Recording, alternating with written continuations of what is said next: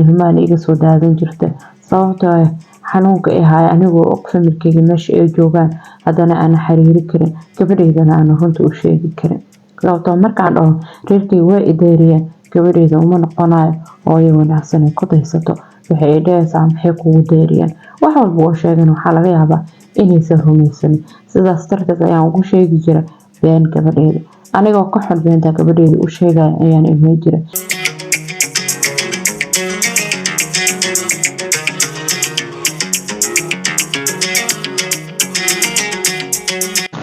السلام عليكم ورحمة الله وبركاته كسر هذا القناة كنا هني ما نوعد على بينك لصعتان وأنا جوا ولا شيء حنان دكن برامج كنا ما برامج كنا يارمها قيستا وعد على بينك لصعتين برامج كنا ما توحنا قصة قاعد دون ناقصة أما شركة أين لو ذا تجبر ولا شيء سيدو قلت نجبر ولا شيء وحيوبها هنتهي إن لصيو طلعلين إن كل تطلعين سوي تيستانك سيدي إلى أحد بطلدي وانسية adinkana waxaan igala fadhiyaa inaad gabadhaas walaasheen ah tala siisiin iyo tusaale aad ugu soo gudbisiin xagga commentiga wayna akhrisan doontaa qisadani waxay ku dhacday gabar walaasheen gabadhaasna waxaa ugu magac dari doonaa Saara dabcan magaceeda saxda ah ma aha Saara laakiin anaga oo tixgelinayno gabadhaasi qisadeedaba waxaanan ku fikirnay inaan magac bedelno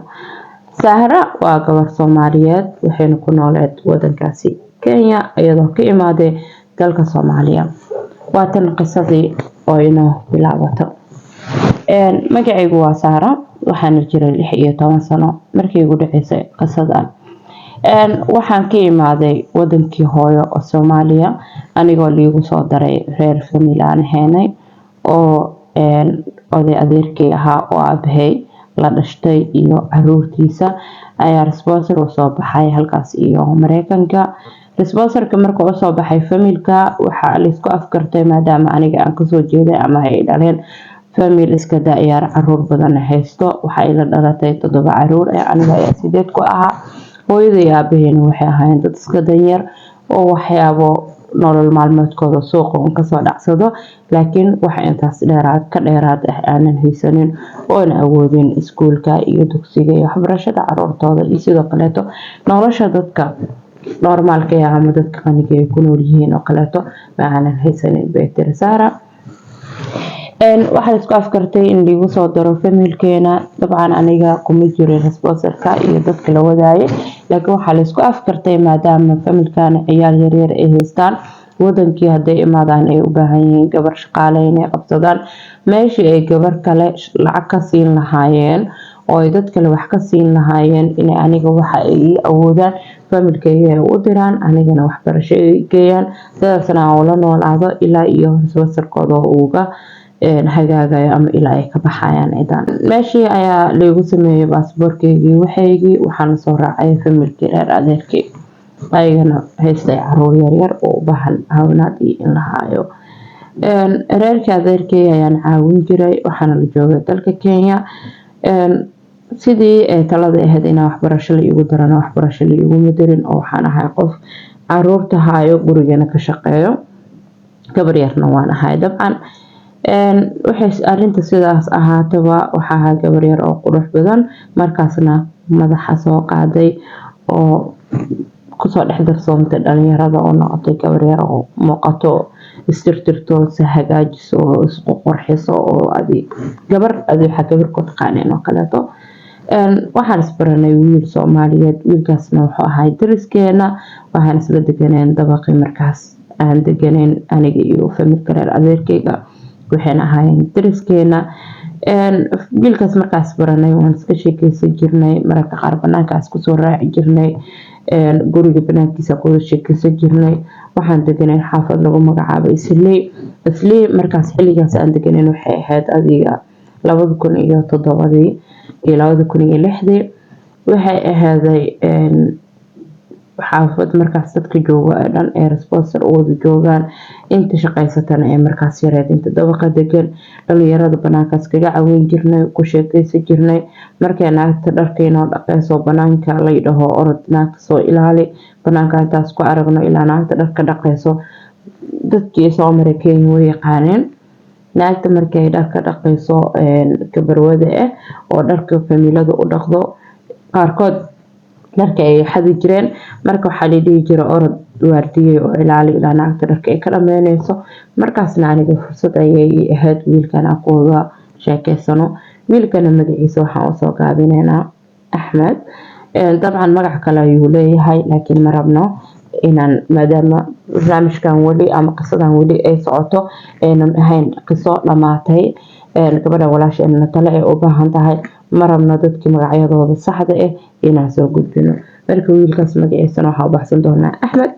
Axmed sidoo kale wuxuu ahaa wiil ani wax yar iga ahaan 40 sano iga weyn 20 sano meelahaas ayuu jiray laakiin daayar ayay familkiisu ku wadeen Axmed halkaas ku baranay wuxuu ahaa wiil aad u wanaagsan dabeecad wanaagsan gacan furan aniga aad u wanaagsanay markaas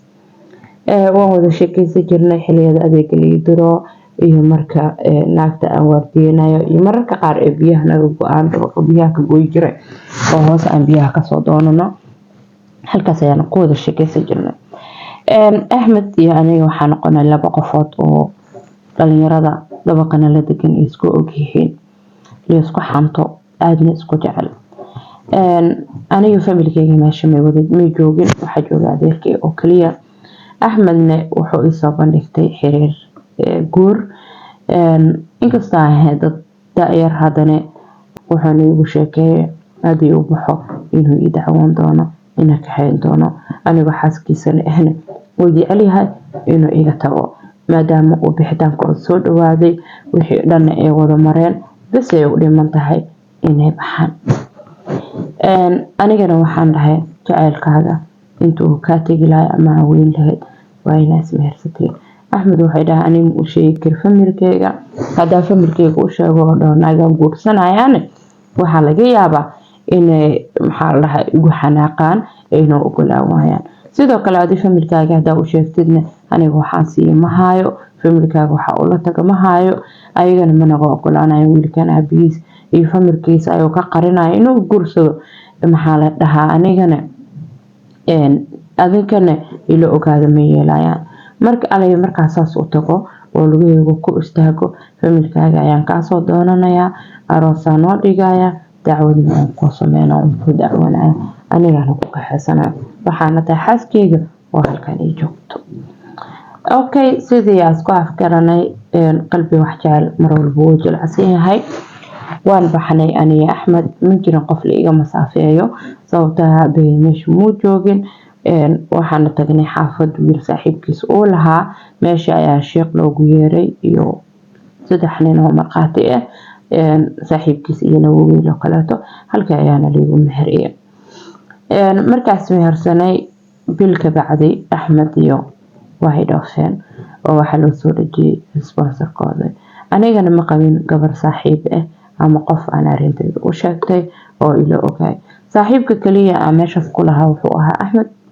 qofka nolosha dhex martana wuxuu ahaa asaga qofka aan isjeclaanana wuxuu ahaa asaga arintu waxa ay sida ahaatay markii Axmed uu baxay 2 bilood ka bacday aniga waan xanuunsaday bil iyo bar markii ka soo wareegtay bixitaankiisii waan xanuunsaday jira ayaa ka bixi waayay waxa igu dhacay xanuun adiga boog xanuun cuntadii uu cuni waayo wareer adiga waan jirada marka aan xanuunsaday waxa uu sheegay gabar xaafadda isla deganeen waxa ku dhahay saasa oo xanuunsanahay wixii ku tiri ma lagu qabaa anigana dabcan ma reebin inaan sheego waxaan ku dhahay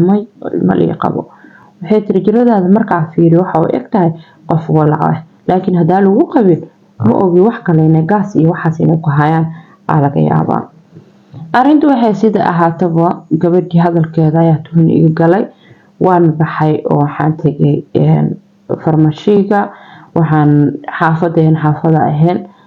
matatu basal dhahay qaatay waxaana tagay waxaan ka cabsanahay xaafadan farmashiyash ku yaal hadii aan tago inuu qof igu arko uu ogaado waxa aan meesha u imaado farmashi ayaan tagay waxaan iska soo qaaday dhiigag iyo kaadi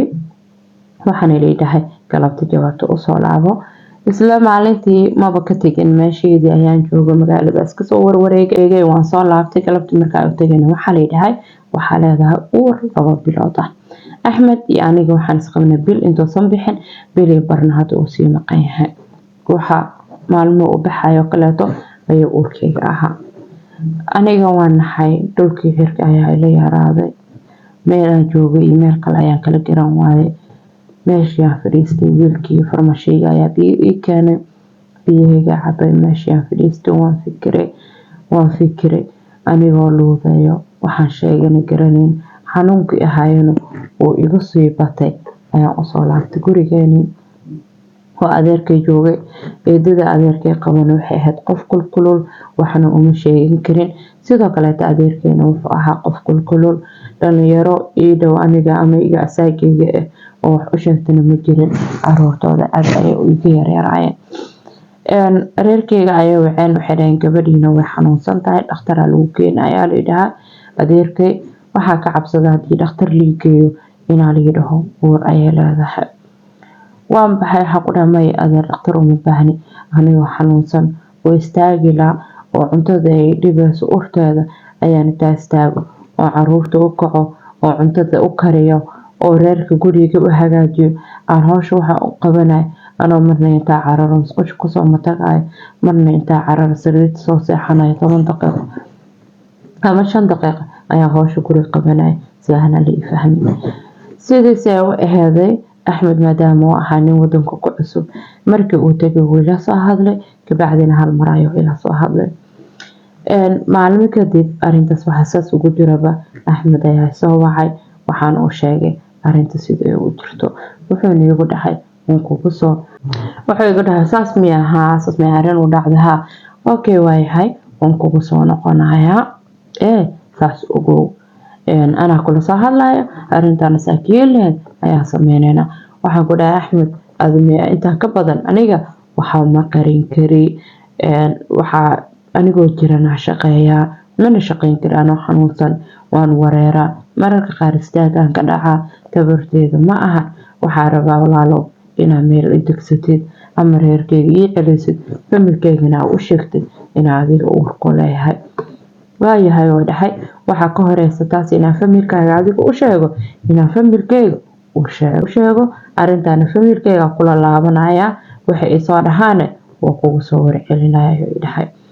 sidii ay Axmed iyaga tagay maalintaas ayaan hadalkiisa igu ugu dambeysay ilaa ay ka soo wareegto 5 bilood caloosheedii soo weynaatay familkeygana ay ogaadeen caloosheeda markay soo weynaatay reerkeyga ay ogaadeen adeerkay ay qabtay wuxuuna eedadii ayaa ugu qaylisay wixii tiri uur ma leedahay waxaan dhaw uur ma lihi caloosheeda qabatay waxaan aragtay inaa uur leeyahay caloosheedina ay soo adkaa adeerkay ayaa waxday waxayna ku tiri gabadhaada uur ay leedahay meesha keentana adiga weydii adeerkay ayaa ii imaaday oo ugu qayliyay waana ceebeynaysaa adigoo lagu qabin ma uur yeelatay abba aad ugu qayliyay adeerkayna aad ayuu calaysnaa wuxuuna ahay nin sumcad leh oo dadka yaqaaneen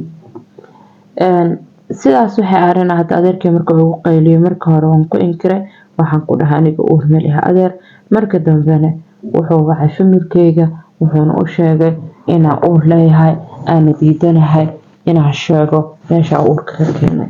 hooyaday iyo familkeyga iyo reerkeyga ayaa ila soo hadlay way igu qayliyeen gabaraan tirsanay sharaf leh guri sharaf leh ka tagtay saasina u dhaqmayso muku maleyneen saana ahayd ana Axmed ayaan warka sugay waan iska aamusay ugu qayliyeen reerkeyga waxay ugu dhaheen hadii aan sheegin deeraanaga tahay waayahay ayaa dhahay isuga wax yar waan baxay hoosa tagay waxaan tagay branch waxaana wacay telefoonkii Axmed waan wacay eednayga ma qabanin waan soo laabtay waxaan u imaaday adeerkay waxaan ku dhahay adeer miya ma taqaana wiilka Axmed la dhahay oo familkaas gurigaas guriga deganeen dabqa naga hooseeyo deganaayeen ma taqaana ha oo dhahay waxaan adeer ninkaas meersane intoona bixin ka hor asigaana uur kale wuuna og yahay wuuna idin soo hadlaya waayo ay dhahay haduu ninkaas leeyahay cunugan cunug xalaal uu yahay dhibaato ma lahan ana la xiriiray familkaas adeerku wuu xanaaqsanay wuu careysnay wuu qeylinay laakiin waxaa la dhahay waxba wax ay ka daran yihiin. Cunuga aabba la'aan inuu noqdo ayaa uga darneeday inaan nin qudba siraysto un qarsado uur yeeshto. Adeerkay dabcan wuu baxay wuxuuna raadiyay familkii Soomaali waa in yar oo istaqaanay wuxuu la hadlay wiilka reerkiisa aabihiisa iyo cidiisa. Cidina waxay ku dhaheen anaga moogin arrintaas mana maqlin wiilkeena ku laabanayna asagana soo weydiinayna. Sidii ay ku laabteen hadal yaani ku daalinne Axmed markii loo tagay oo reerka ay la hadleen wuxuu dhahay aniga ma qabanaag cunugana ma dhalin. Markii saas dhahay reerkii way soo waxtameen waxay dhaheen wiilkeena aniga ma ogi inuu Axmed sidaas dhahay iyo inay familka ka cabsanayo maadaama cunugan da'yar ay ku geeyeen haduu dhahay ilmaha soo dhalay inuu waxoodii iyo sharcigoodii ay waayaan. Ani ma aqaani arrin sidee ay tahay balse Axmed waxay dhaheen sidaas oo nagu dhahay wiilkeena wuxuuna yiri aniga cunugaas ma dhalin. Uurkaasna aniga ma lihi gabadhaasna ma guursanin. Adeerkay wuu igu soo laabtay wuxuuna igu dhahay dadka Islaamada been ka sheegaysa wuu igu qeyliyay wuxuu dhahay uurkaas ninkaas ma lahan wuxuuna ku yiri aniga ma lihi meesha kugu mehersaday iyo ninka ku meheriyay keen. Dhibaatada jirta waxay tahay aniga ninkii meheriyay ma aqaan magaciisa kaliya ka saaya wiilasha sidoo kale marqaatiga u ahayna waa ay dhoofeen oo saaxiibadiisa ahaayeen ayaga responsibility u soo baxay wayna dhoofeen wadanka ma joogaan mana aqaan meel kala xiriiro. Adeerkay waxa ku dhahay adeer aniga ma aqaan ninkii meheriyay magaciisa saal dhaha wiilashan magacooda saal lii jiro saaxiibadiisa ahaayeen ani aqoon kala dheeraadan u malay. Sababta aniga qof ciyaala astaha qof wajigan ma ahayn ninkaasna waan iska aaminay sababtoo ah jecelka u qaba ayaa wax walba iiga weynaa. Yaani hadalkii ku daalinay waxay arinta sidaas ahaataba adeerkay meel arrinta u wado ayuu waay yaa waay qofka dulman waa aniga yaa waay qofka beenta sheegay waa aniga yaa waay qofka nabaay wiilka Islaameed waa aniga. Waxay arinta sidaas ahaataba adeerkay wuxuu igu dhahay naagu cunug waxay la wado oo banaanka ku soo ureysatay oo sharaf leheen aniga ma leeyahay waxaanayo gurigeedana ma joogaysid dayra ayaa iga tahay alaabteedii iyo afartii mara aan haystay oo inta boorti igu soo riday oo banaanka igu soo tooray wuxuu inay dhahay xir iyo dhul meesha geynaysid geey haduu cunugaas aab leeyahay gurigeeda waa ku soo laabanaysa haduuna aab lahayn ani adiga isma sheegan. Waan baxay 4 shilin haystay ayaan ku tagay branchiga ninkii aan wacay telefoon wax iga qabanayo ma lahan. Waan soo baxay waxaan wacay hooyaday waxaan ku dhahay hooyo arrintaas u jirta aniga ma dulmani waxaasna ma sameeynin aniga gabar sharaf ku dhashay ahay sharaf iyo diin ay ugu soo koriso hooyo arrintaas iga masuurtoodo waxaasna aniga ma sameeynin oo macaan ii soo dir lacag aan tikid ku soo goosto oo ku soo laabto wax walbana aniga ku sharaxay hooyadii aan la hadlayo hooyo waa hooyo way calool jilicsan tahay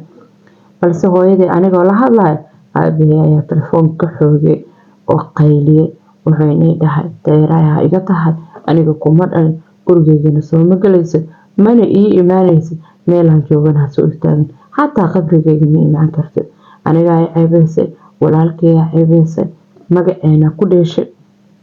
amaanasi telefoonkan ugu damay waxay noqotay meel aan xirsado inaan waayo erka dheer dhulka dheer ay noqotay waxaan garan wahay area dhul meel aan joogo waan iska baxay meesha anigoo iskaga ooynayo guriga branchiga banaankiisa inta fadhiistay bursadeedu wato ooynayo ayaa waxay imaatay gabar Soomaaliyeed maamo waxayna weydiisay waxay igu dhacay waan hadli waayay dabcan waan ooy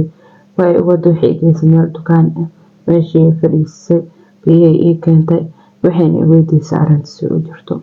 waxaan ku dhahay maamo aniga saasay ku dhacday arrintaas ay ugu dhacday qalabna mali reerkeygana way ideeriyeen kuwa wadanka ku maqnaayna way ideeriyeen kuwa meesha ila joogana way ideeriyeen ninka ilmaha dhalana wuu igu inkiray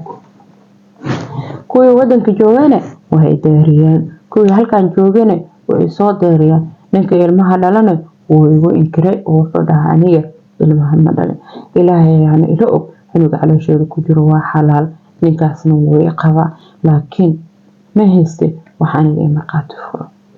maamadu waxay tiri gabadheedii waan ku dareemi karaa gabdhaan waa yahay hooyaan ahay maanta laga bilaabo hooyada camalaa ahay way i wada maamadu gurigeeda geesay ay tiri waxaan u baahanahay caawinaad gabar Soomaaliyeed raadinayo cuntada ii kariso cuntada ii kari gurigaaga waay bishana $50 aan ku siinayaa meel dhigo cuntadaada iyo geefkaaga iyo dharkaagana aniga qabo intii aan wadankan joogno sidii aan gurigeeda maamada ku imaaday maamada gurigeeda waxaan joogay muddo 2 bilood iyo bar ah maamadii waxa uu soo baxay dhoofkeedii waa ayna baxeen intayna bixin ayay i waday wixii igeysay qaxootiga meesha ay iga soo dhiibtay qaxootiga iga soo diiwaan gelisay meeshayna iga soo tagtay wixii ugu tiri iska sug waxa laga yaabaa inaad meeshaan ka hesho dhoof haddii aadan ka helina ayaa ku daryeelayo waxa cuntana ku siinayo kaararkaaga ku soo qaado cuntadaada cunuga markaa dhashina iyagaa ku caawinayo gabar yar aad tahay anigana waan kusoo xiriirin doonaa maamadii sidii ku baxday anigana meesha qaxootiga imaaday ana cidna ka aqoonin gabar yar iska ah meelaan ciirsada lahayn 2 bilood oo shaqeynaya lacagtoodii iyo lacag yar oo isku ilaaliyo isiisa ay tiri gabar aad tahay ugu baahtahay wax walba kugu dhici karo wax kasta kugu dhaco shilinkaas cunay ilaa ka dhashida faraqa ku xiro maamadaas abaalkeeda ma guri karo waxay ii noqoto hooyo waxay ii noqoto qofka kaliya ee naxariis iyo dareensiin waxay arintii sidaas ahaydba bil iyo maalmo kadib waxaan dhalay gabadheeda yar aan u bixiyay Ceeltira ayaan ugu magacaabay dabcan magac kale ay leedahay laakiin waa Ceeltira waxay ii noqoto wehel waxay ii noqoto famil waxay ii noqoto walaal gabadheeda arintu waxay sidaas ahaydba markaan gabadhi dhalay ayaan waxaan raadiyay wiilkii waxaan ugu dambeyn telefoonku iga qabtay waxaan dhahay walaalo gacali waad ogtahay aniga inaa i qabtay waxaan dhalay uurkii aan wada gabaran kuugu dhalay walaalo macaan gabadhan waxay u weydiin doontaa beri aabeed shilinka marow laakiin magacaaga si gabadheeda wuxuu igu dhahay waad qaldan tahay aniga kuma aqaani adigana ma taqaani eriga dhul meesha ka rabtidna geysa gabadhaada hadaa rabtid taatooga oo dhig hadaa rabtid ceel qurud hadaa rabtid intaa qalatid karso adeeg ku taala sidii ayuu nigaga tagay maalinta baahiyaa wacay waxaan telefoon kala nooca ka wacabo waxaan dhahay waayo walaalo gacali hadii aan gabadheeda rabin oo aadan aniga rabin madaxayga iska kaysay wuxuu igu yiri naag la qabaa la furaaye aniga kuma qabi asoo ka cabsanaya inaa codka ka duubo ama inaa marqaati u qabsado waan baxay waxaan u tagay sheekh masaajidka dadka dujiya waxaan ku dhahay sheekh arintaas ay ku dhacdo ninkaasna wuu i qabaa mana rabiino u furo waxna ima siiyo uuna ugu inkira cunuga iga dhalay sheekh maxaa la dhahaa inaan ka fasaqdo ninkii sheekh ninka ayuu raadiyay reerkiisuu raadiyay waxay dhahay ugu dambeyntii ninka waa laga fasaqay hadal iyo dhamaantiisba sidii aan meesha u joogay adiga waxay ahayd gabadheena markay dhawanaysay 2008 bilowgeedii 2008 gabadheeda dhalatay 2020 ayaa waxaan soo baxay leen oo waxaan qaaday qaxooti ahaan ayaa naloo soo qaaday waxaan nala keenay wadanka Mareykanka wadankan ayaa nala keenay haddana waxaan ku noolnahay wadanka Mareykanka qaasatan Minnesota halkaas ayaan joognaa aniga iyo gabadheeda hadda waxay jirtaa 15 sano oo waa gabadh gashaanti ah gabadheeda mar walba waxay i weydiisaa aabaheeda waxayna igu tiraahdaa aabahey aaway aniga yaa i dhalay waagaan qaxootiga joogna markaa iskuulada geeyo ciyaalka iskuulka waxay ku aan jireen waxaa tahay ficil aabaha lama arkin aaba ma qabtid maalin walba gabadheeda ayadoo weynaysa ayay imaan jirtay ani iyadana waan isku oon jirnay waxaan dhihi jiray hooyo aabaha wuu dhintay aabaha wuu baxay wuu tahriibtiina wuu ku dhintay warna lagama hayo sidoo kale waxay dhihi jirtay hadaa aaba qabin adeer ma qaba miya maya hooyo adiga walaalaha hooyada iyo familkaaga ahaw ma dhihin hooyadii iyo familkayga way dhinteen sababtoo rajo ayaa iiga jirta inay maalin uun isoo xiriirin doonaan. Waxaan ku dhahay hooyo aniga familkayga waan kala dhunnay dagaalada marka ay dhaceen oo aan qaxnay ayaan dhunnay anigana familaan lasoo qaxay inta la imaaday ayagana way qaxeen meel ay u qaxeen ma ogi meelaan ka raadiyeen hooyo macaanay ma aqaani laakiin maalin uun waan kulmi doonaa. Markaan ooyana ayada ayaa ilmahan iga soo daadan jirta sababtoo ah xanuunka ay haay anigoo og familkayga meesha ay joogaan haddana aan xiriiri karin gabadhaydana aan runta u sheegi karin sababtoo markaan dhaho reerkayga way ideeriyeen gabadhayda uma noqonayo hooyo wanaagsan ay ku daysato waxay dhahaysaa maxay kugu deeriyeen wax walba oo sheegan waxaa laga yaabaa inaysan rumaysanin sidaas darteed ayaan ugu sheegi jiray been gabadhayda anigoo ka xun beenta gabadhayda u sheegaya ayaan ilmay jiray sidoo kale anigoo ka xun deerada familkayga ay deeriyeen ayaan ilmay jiray laba dhinacba waan ka gubanay. Waxay arintu sida ahaataba boogad ayaa ii noqotay saaxiiban ku ooyay ii noqotay qofkii aaminsiyo isabar siiyay ii noqotay gabadheeda wehel ii noqotay famil oo dhan ii noqotay. Markii ay soo carooto ama ay dadka wax soo dhahaan aniga igu soo oon jirtay anigana waan aaminsan jiray waxaan isku noqonay garab iyo awood. Arintu waxay sidaas ahaataba wax badan ayaan ka soo gudubnay dhibaatooyin badan aan soo marnay waan kufnay waan kaxnay waan isla kornay waan isla weynaanay aniga gabadheeda nolosha dhibaatada ahayd waan ka soo baxnay wadankan ayaan imaanay. Dhanka kale haddaan idinkaga hadlo wiilkii aan gabadha u dhalay reerkii aan gabadha u dhalay markaan wadankan imaaday hadda muddo laga joogo 6 bilood ka hor ayaan gabadh walaashiis waxaan ku arkay aan ku kulanay meel mool oo ay Soomaalida leedahay gabadhaasi anigana saaxiibo isku dhow ayaan ahay. Dhanka kalena reerkii aan gabadha u dhalay waxay ku noolaan wadanka Mareykanka maalintii way dhahay ma ku furaayo inuu ma dhalin inuu taadana dabka saaro karso ama dubo aday ku taala maalintaas ayaa igu go'aan ayaan ku qaatay inaan dib u raadinin aan raasinin gabadhayda anigana nolosheena ay kale noo ahaato. Waxay arintu sidaas ahaataba maalin maalmaha ka mid ah markaan wadanka Mareykanka imaanay muddo laga joogo hadda 6 bilood ayaa waxaan kulanay walaashiis wiilkii walaashiis waxaan kulanay dukaaman meesha moolalka Soomaalida ay dukaamo ku leeyihiin ayay dukaan ku lahayd anigana anigoo raadsanaya dhar iyo shopping iyo waxaas ayaan imaaday dukaankeeda dukaanka markaan soo kala wajigaan isku dhufanay ayaan aqoonsaday ayadana way aqoonsatay gabadha waxaan ahayn saaxiib isku dhow aniga iyada iyo asaga waxaan dad banaanka isku raaco jalaato soo cuno soo wada sheekaysto waxaan ahayd qofka kaliya ee ogaay wiilkaasi aniga xiriirka naga dhaxeeyo iyo wuxuu u yahay. Gabadhan waxay ahayd da'di ka weyneed asaga inkastoo ay ahayd da'di ka weyneed haddana 2 sano ayaa u dhaxaysay labadeena aad ayay nooga weyneed ha ahaatee gabadhii waa ay qabatay salaantay waxay tiri Saara adiga miyaa xagee ka baxday intee ku wardambeysay way ogtahay arinta aniga iyo reerkayga iyo walaalkeedna kala qabsatay dad ayaa meesha jooga waxay ku tiri Saara isug waxaan rabaa inaan kula hadlo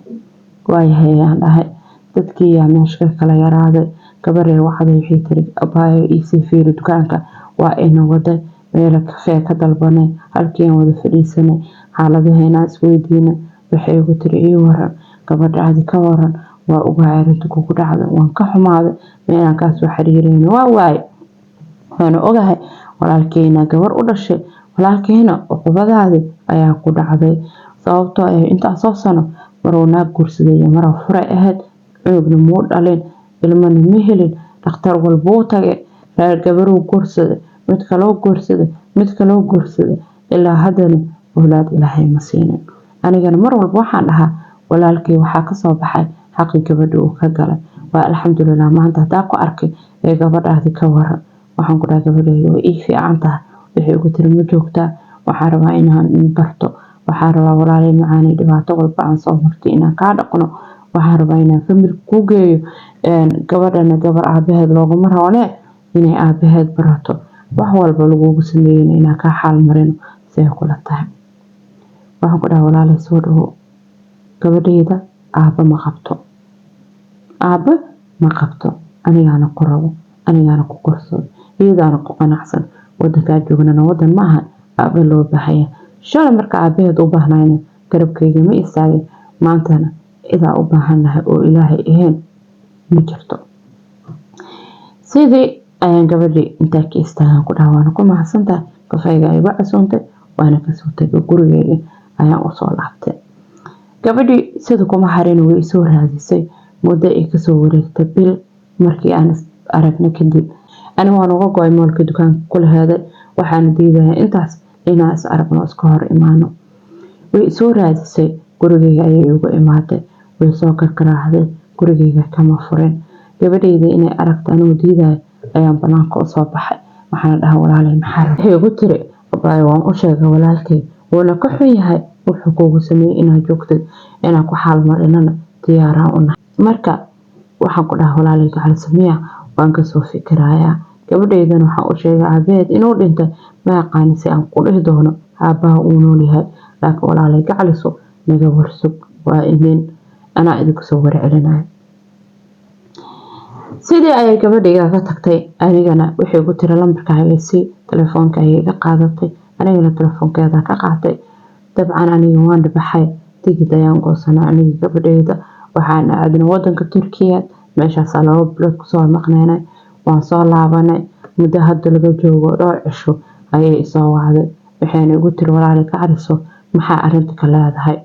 Aniga gabadhayda uma sheegin inay aabba leedahay, inuu aabaheed iyo familkeeda soo xiriiriyeen inay rabaan inay is arkaan, mana aqaan si aan ugu sheego. Sababtoo gabadhayda shalay waxaan ugu sheegtay inuu aabaheed tahriibta ku dhintay, tahriib ku dhintay, familkiisana aanan aqoonin oo wax famila oo asiga ka dambeeyay aysan jirin, meel ay joogaan aanan ka seenin. Ma aqaan si aan gabadhayda inta ugu laabto ku dhaho famila leedahay, aabaha ha joogo, walaaladiisa joogo, awowga iyo ayeeyda ha joogo, waxaan rabaa inaan iskiin baro taariikhdaas ayay ku dhaxday. Waxaan ka cabsanayaa inay gabadhayda niyad jabto, waxaan ka cabsanayaa gabadhayda inay iga fogaato ee igu tiraahdo hooy 15 sano ma beena igu soo korinaysay oo igu soo abaabinaysay. Haddii iyo kow dhaawacii aan dadaboolay, dhaawacii aan dhaymada u raadiyay, dhaawacii aan bogsiiyay, ma bogsoonayo oo mar walba way danqada, laakiin dhaawacii aan ka adkaaday oo aan intaasoo sano dhayay ma rabi inaan dib u damqiyo. Mana rabi gabadhayda inay aabba la'aan ahaato oo maalintii guursanayso ama reer yeelanayso aysan haysan aabbo dhinaceeda taagan. Waxaan ka cabsanayaa gabadhayda inaan aniga ku waayo runtii inaan u sheego. Waxaan ka cabsanayaa ma ogi inay igu qaadan doonto ama inay igu diidi doonto, mana aqaan dadka shalay i xumeeyay inay gabadhayda wanaajin doonaan. Anaga waxaan ahaa 2 qofood oo saaxiibe, 2 qofood oo farxad ku nool, ma ogi inaan farxadan sii haysan doono iyo inaan sii haysan doonin. Waxaan ka cabsadaa nolosha mugdiga ah ee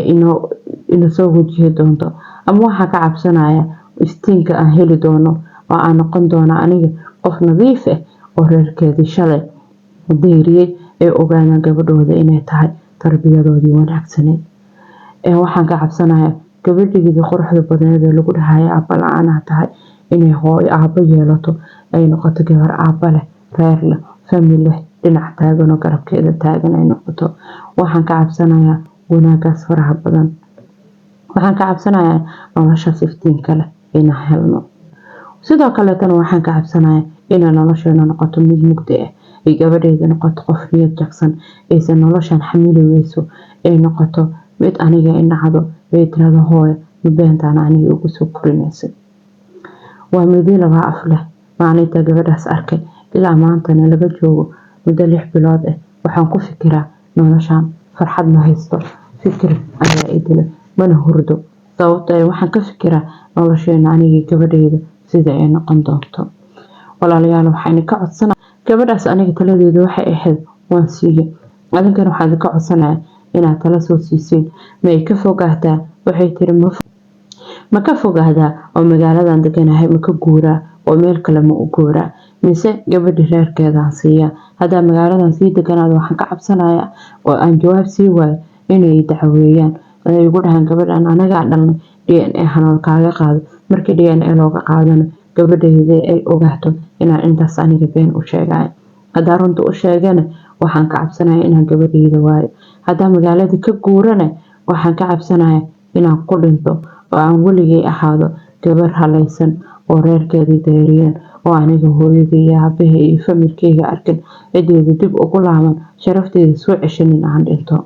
dhinto marka walaalayaal maxay igula tali lahaydeen inaan gabadheyda reerkeedii barashada iyo dayriyin dhibaatada uga soo maray guur aan uga caagay magac xumada iyo dhag xumada maalin walba ay u oynaysay marsiiye aniga aan kori hoos u soo ooy gabadheydana sidoo kale kori hoos u soo ooyda reerkeyga ayaga dartood aan ku waay miyaan gabadheydii ku xariiriyaa mise dhexda ayaan intaa xirto aan iskaga fogaado aan magaalada isaga guuro aan waqtiga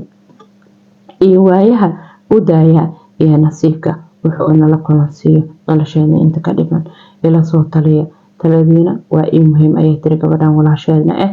sheekada qisada gabadheena halkaas ayaan kusoo gabagabeyneynaa dabcan way arki doontaa taladiina commentiga ugu soo gudbiya aad iyo aad ayaad u mahadsantihiin haddaa halkan naga soo gaarteen subscribe noo saaray channelkeena qisooyin haddaa haysiina waa nala soo wadaagi kartiin assalaamu calaykum waraxmatullaahi wabarakaatu kulanti dambe oo xiiso leh iyo barnaamijyo dambe oo xiiso leh ayaana inoo rajeynaya aad iyo aad ayaad u mahadsantihiin assalaamu calaykum waraxmatullaahi wabarakaatu